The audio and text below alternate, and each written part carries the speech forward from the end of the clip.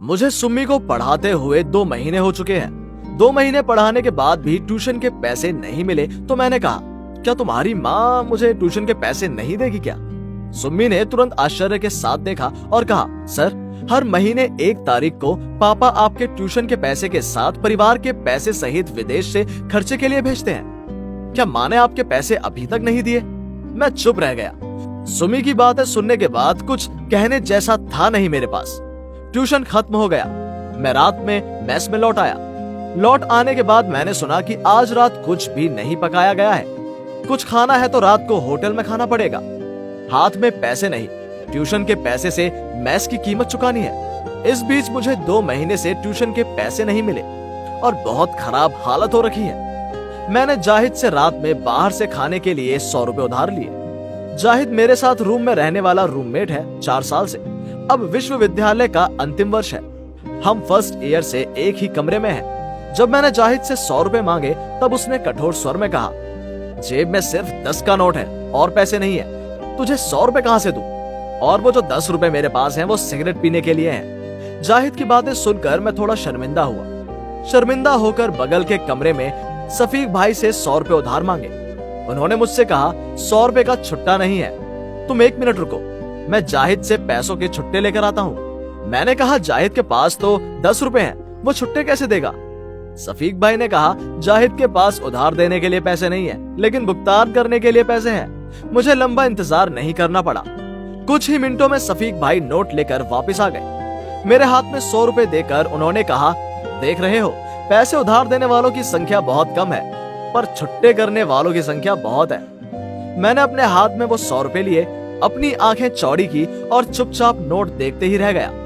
अगले दिन जागते ही सुम्मी की माँ ने मुझे फोन किया और कहा कि आज ट्यूशन के लिए जल्दी आ जाओ। ये सुनकर मैंने कहा कि आज शुक्रवार है, आज मेरा ट्यूशन का दिन नहीं है।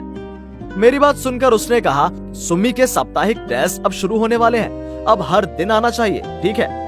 मैंने भी कहा, ठीक है, मैं आता हूँ। सच तो यह है कि जेब में पैसे नहीं है। सुम्मी की माँ ने क्रोधित होकर कहा, लड़की को तुम पढ़ाने नहीं आओगे ये कहो, जेब में पैसे नहीं है ये क्यों कह रहे हो? अगर तुम ऐसे बदतमीजी से बात करोगे तो तुम्हें पढ़ाने के लिए आने की जरूरत नहीं है। उस दिन से एक दिन भी सुम्मी को पढ़ाने के लिए नहीं गया। जेब में पैसे ना हो तो अपमान सह लेने में काफी समय लगता है। विश्वविद्यालय की पढ़ाई खत्म हो गई है। मैं सिविल सर्विस की तैयारी कर रहा हूँ। इसी बीच मुझे एक बैंक में नौकरी मिल गई। रोज बस से ऑफिस जाना पड़ता है, तो मैं थोड़ा पहले बाहर आ गया। बस में चढ़ते ही अगली सीट पर सुमी की अम्मा को देखकर मैं चौंक गया। मुझे देखकर उसका चेहरा काला हो गया। मैंने सरल स्वर में कहा, आपका घर यहाँ नहीं है, बस से कहाँ जा रहे हो आप? वो एक पल के लिए रुकी और कहा, सुमी के पिता के विदेश से आने के बाद हमारे बीच तलाक हो गया। मैं अब मेरे घर वापस आ गई हूँ। मैंने दिलचस्पी से कहा, अगर आपको कोई आपत्ति नहीं है तो मुझे बता सकती हैं कि तलाक क्यों हुआ? उसने उदास स्वर में कहा, विदेश से आने के बाद पैसे का हिसाब मांगा उसने और मैं वो हिसाब नहीं दे पाई, पर अब हिसाब करके चलती हूँ। पर उसमें बहुत कष्ट होता है, बहुत ही ज्यादा कष्ट। बस ऑफिस के सामने आ गई। मैं चुपचाप बस से उतर गया। बस से उतरते ही मेरे शरीर में एक ठंडी धारा बहने लगी। मैं बैंक में लोन से युक्त काम करता हूँ। बैंक से लोन लेने के लिए मेरी टेबल पर एक आवेदन पत्र छोड़ते हुए उन्होंने कहा, सर, पढ़ाई खत्म करके बिजनेस कर रहा था, बड़े नुकसान के साथ जब कुछ खोया, अब अगर बैंक से मुझे लोन मिलता है तो मेरा बहुत फायदा होगा। आवेदन कागज के कोने में फोटो जाना पहचाना लगा।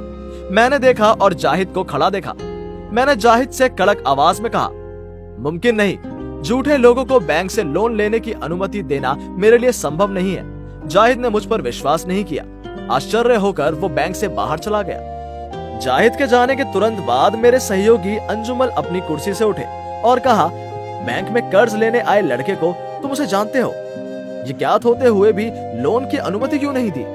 मैंने कहा, जीवन के रास्ते और भी कठिन हो जाते हैं जब तुम्हारी इन सब लोगों से मुलाकात होती है। फिर भी हम खड़े होते हैं, सफल होकर सपनों को पूरा करते हैं, परंतु ऐसे सभी लोगों को कभी न भूलें।